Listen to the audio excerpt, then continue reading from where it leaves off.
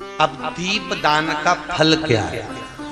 घाट पर जो दिया लगाया जाता है वो ज्यादा पुण्य फल पर देने वाला है कि गंगा जी में जो छोड़ते हो वो ज्यादा फल देने वाला है? बोलो जन, बोलो बोलो। जो गंगा जी में छोड़ते हैं वो ज्यादा फल देता है। कौन सी पुराण में लिखा था कि गंगा में छोड़ो, यमुना में छोड़ो, सरयू में छोड़ो तो वो ज्यादा फल देगा? गंगा कौन? क्या बोलते हो? गंगा माँ। अब तुम्हारी माता जी यहाँ बैठी है, वो की छाती पे दिया धर दे, बोलो अच्छा लगेगा? बोलते जाओ, लगेगा? हरिद्वार ले जाओ, रोटी भी दे रहा है, रिजर्वेशन भी कराया, लेकर गंगा जी हरिद्वार भी गया, पंडित जी को देकर कम से कम 2-4 हजार रुपए तो खर्च करके ही आएगा। तो इससे तो जिंदा जी अम्मा को गंगा ले जाता तो दूसरी बार मरी हुई को ले जाने की जरूरत ही नहीं पड़ती। जीते जी ले जाता तो कोई उसको भी तृप्ति होती, मेरा बेटा मुझे जीते जी गंगा नहाने ले गया। और मरने के बाद ऐसी झोली में धोकर ले जाओ। होता है जब कोई मर जाता है तो शमशान से 2-4 जब उसको हरिद्वार कहाँ पे ले जाते हैं ना, इलाहाबाद वगैरह, तो वो छोटी छोटी हड्डियों के टुकड़े घर पे लाते हैं, फिर वहां पर बहू उनको दूध से धोती है, रोती है। अच्छा पूछो क्यों रो रही? हमारी इतनी बड़ी अम्मा थी पर डोकरी मरी तो यहां धरी है। अब हड्डी के टुकड़ों को प्रणाम कर रही है, उससे अच्छा जीते जी माता पिता के चरणों को प्रणाम कर लेती तो कितना आशीर्वाद मिल जाता। जीते जी ब्राह्मण को भोजन कराओ। यहाँ तो श्रीमद वल्लभाचार्य जी ने मायावाद का खंडन करा जगन्नाथपुरी में, इसलिए वहां पर एकादशी भी उल्टी लटकी। जगदीश में एकादशी कैसी लटकी है? उल्टी। क्योंकि जगन्नाथपुरी में मायावाद का खंडन श्रीमद वल्लभाचार्य जी ने करा, और मायावाद का खंडन कर कर कहा, पंडित लोग बोल रहे थे कि मरने के बाद एकादशी का दान करो, तो श्रीमद वल्लभाचार्य जी ने कहा जीते जी एकादशी का दान करो। क्यों? मरने के बाद गरुड़ पुराण में लिखा है 10 दिन तक जीवात्मा रहती है। कितने दिन?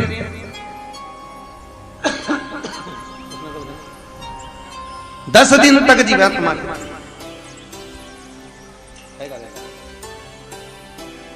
और 10 दिन तक जीवात्मा निवास करती है, और 10 दिन के बाद जीवात्मा अपने धाम को चली जाती है। सही है क्या? आपको भी मालूम होगा 10 दिन का कर्म होता है। पंडित जी एकादशी का दान कब करवाते हैं?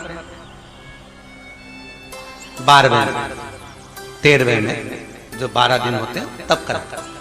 10वें दिन अगर जीवात्मा चली गई तो तुमने जो एकादशी करी उसका पुण्य कब मिलेगा? बोलो जन। तो श्रीमद वल्लभाचार्य जी ने लिखा, मायावाद का खंडन कर कर जल भेद ग्रंथ के अंदर, कौन सा ग्रंथ है? जल भेद। जल भेद ग्रंथ के अंदर श्रीमद महाप्रभु जी वर्णन कर रहे हैं, श्रीमद वल्लभाचार्य जी कर रहे हैं कि अगर एकादशी का दान करना है तो जीते जी करो। अपनी करी हुई एकादशी अगर कोई तड़प रहा है, मर रहा है, पलंग पर सड़ रहा है, प्राण छूटने वाले हैं, हॉस्पिटल देखने के लिए गए हो, अपनी करी हुई एकादशी में से 2 एकादशी उसके नाम से संकल्प देकर जल उसको पिला दीजिए। उसको एकादशी का पुण्य करना, सैया करना, जीते जी करना, ब्राह्मण को भोजन कराना, जीते जी कराओ। मरने के बाद की कोई गारंटी नहीं है कि कौन क्या करा रहा है और तुमको मिल रहा है कि नहीं मिल रहा। क्या ऊपर से नीचे आकर बोलोगी कि हे लल्लू मेरे को तो भोजन ही नहीं मिला, एक बामण और जीमा, तो ये बोला नहीं जाएगा। करो सत्कर्म करो, अपने जीते। मरने के बाद की कोई गारंटी नहीं।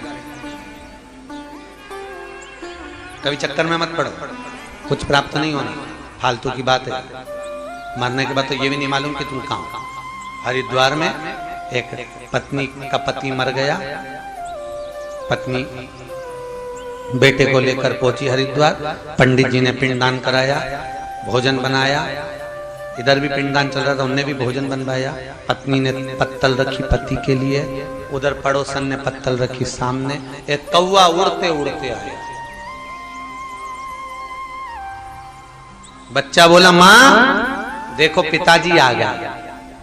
कौवा उड़ता उड़ता आया, पड़ोसी की पत्तल में से खाकर चले गया। इतने में बच्चा बोला मां देखो तो सही, कौवा आया और पड़ोसी की पत्तल में से खा के चले गए, अपनी में से तो कुर्बानी। अच्छे से बोल। फिर अमृत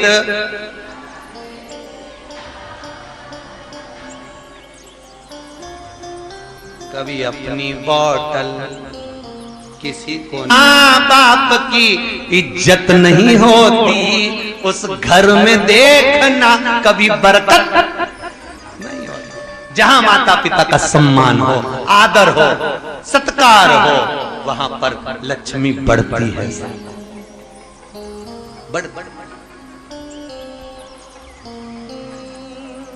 यहाँ कोई बायर वाले बैठे हैं? बायर वाले, इंदौर के बायर वाले कोई है? उनका लड़का पूना में है। कह रहे थे हमारे पिताजी आपकी कथा में आए हैं गुरुजी, आज उनका जन्मदिन पे बधाई संदेश आया। हम अच्छा ठीक ठीक, अच्छा फायर वाले बोले होंगे, हम बायर वाले सुने हैं। राम जी गड़बड़। तो कह रहे थे गुरुजी पिताजी और माताजी कथा सुनने के लिए आए हुए हैं और हम यहीं पर YouTube फेसबुक पर आपकी कथा का आनंद ले रहे हैं। हमने कहा चलो बच्चों को कम से कम संस्कार तो ऐसे दिए हैं माता पिता ने कि बच्चों को इतना समय मिले कि वो कथा सुन रहे हैं। हाल जैसे कई लोग दिए में दीप लगा देते हैं और कई लोग घाट पर ही दीप लगा देते हैं। नहीं है दिया लगाकर, दोना ले गए, पत्ता ले गए, कोई वस्तु ले गए, उस पर लगाकर।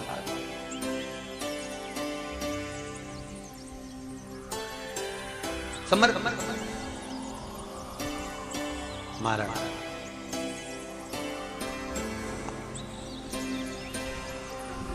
पापा मम्मी को भी भेज दिया, जाओ तुम तो कथा सुनो, सत्संग सुनो। ये तो आज के समय में तो और कह दे कहां जा रहे हो? कथा में। अभी तो गए थे।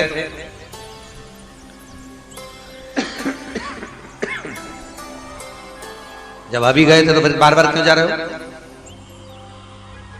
समझा दो। उदर की तृप्ति के लिए रोज भोजन जरूरी है, आत्मा की तृप्ति के लिए रोज काफी बहुत है। राजा परीक्षित सुखदेव जी महाराज के कहने पर भागवत की शरण में आकर बैठ गया, फिर चित्त वृत्ति में कुछ समाहित नहीं हुआ। क्या हो रहा है? बेटे क्या कर रहे हैं? सिंहासन कैसा होगा, राजपाट कैसा होगा? परीक्षित से सीखो। बुढ़ा नहीं हुआ था परीक्षित, बुजुर्ग नहीं था परीक्षित। जन्मे जय को क्षण भर की देरी नहीं करी, सिंहासन देकर चल दिए। संभालो, आप संभालिए।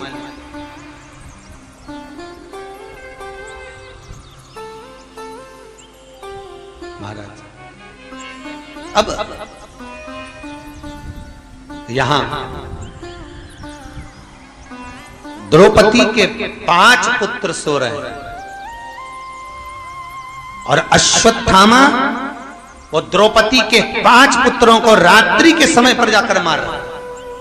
ब्राह्मण का पुत्र है अश्वत्थामा, गुरु का पुत्र है अश्वत्थामा, ब्राह्मण होकर गलत कर्म कर,